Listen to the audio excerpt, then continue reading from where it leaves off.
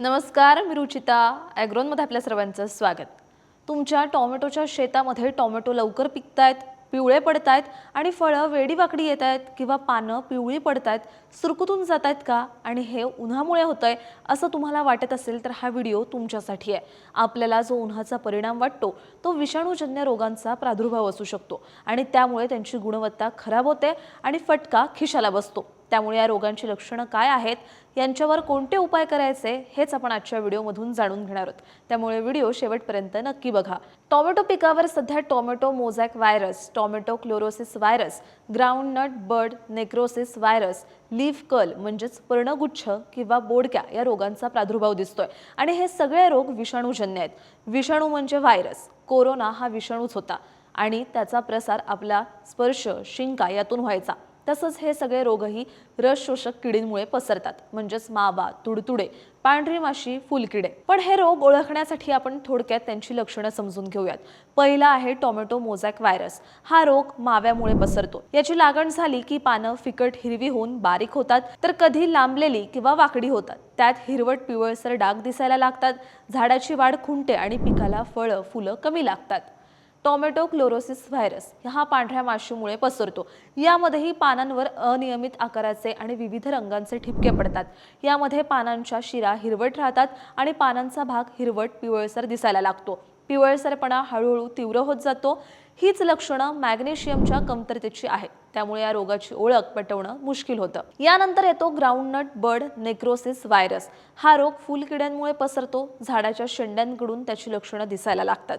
यामध्ये नवीन कवळ्या पानांवरती लहान तांबूस किंवा काळसर ठिपके आणि तपकिरी वर्तुळं दिसतात. काही दिवसातच ही पानं करपून काळी पडतात. पुढे हा रोग देठ, फांद्या आणि खोडापर्यंत पसरतो.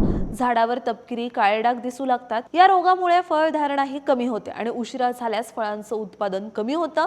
फळांवर रोग आला तर त्याचा आकार बिघडतो आणि ते वेडेवाकडे दिसतात. अशी फळवाढ होण्याआधीच पिकतात आणि त्यांना आकर्षक रंगही येत नाही. चौथा रोग आहे लीफ कर्ल म्हणजेच पर्णगुच्छच किंवा बोडक्या. हा रोग पांढऱ्या माशीमुळे पसरतो. या अवस्थेत प्रादुर्भाव झाला तर पानं बारीक, वाकडी आणि सुरकुत्या पडल्यासारखी दिसतात. पानाच्या कडा आतल्या बाजूने वाळून जातात. त्यांचा रंग फिकट हिरवा होतो. नवीन पानांवरती पांढरे चट्टे दिसतात तर काही पानांची गुंडाळी होऊन खरभरीत बनतात. एकूणच रोपांची वाढ खुंटते, रोप मलूल होतात. त्यामुळे यावर आपण काय करायचं, यावर उपाय कोणते हे पाहूयात. पहिले तर रोगग्रस्त असलेली झाडं, फळं काढून घ्यायची आहेत आणि त्यांची योग्य विल्हेवाट लावायची. रस शोषक किडींच्या नियंत्रणासाठी एकरी 40 निळे आणि पिवळे चिकट सापळे शेतामध्ये लावायचे. तर जैविक नियंत्रणामध्ये टोमॅटो पिकावर 5% निंबोळी अर्काची किंवा ॲझॅडिरेक्टिन 1500 ppm हे 30 मिली किंवा वर्टिसिलियम लेकॅनी किंवा मेटारायझिम ॲनिसोप्ली 40 ग्रॅम प्रति 10 लिटर पाणी या प्रमाणात मिसळून फवारायचं आहे. रोगांचा प्रादुर्भाव जास्त वाटल्यास रासायनिक नियंत्रणांमध्ये लेबल क्लेम असलेली कीटकनाशकं वापरायची आहेत. यामध्ये डायमेथोएट 30% 20 ग्रॅम किंवा इमिडाक्लोप्रिड 17.80% 5 ग्रॅम किंवा थायोमेथोक्साम 25% म्हणजेच 3 ते 4 ग्रॅम हेही प्रति 10 लिटर पाण्यातून फवारायचं आहे. तर किड्यांच्या प्रादुर्भावानुसार दर 10 दिवसांच्या अंतराने आलटून पालटून फवारणी करायची.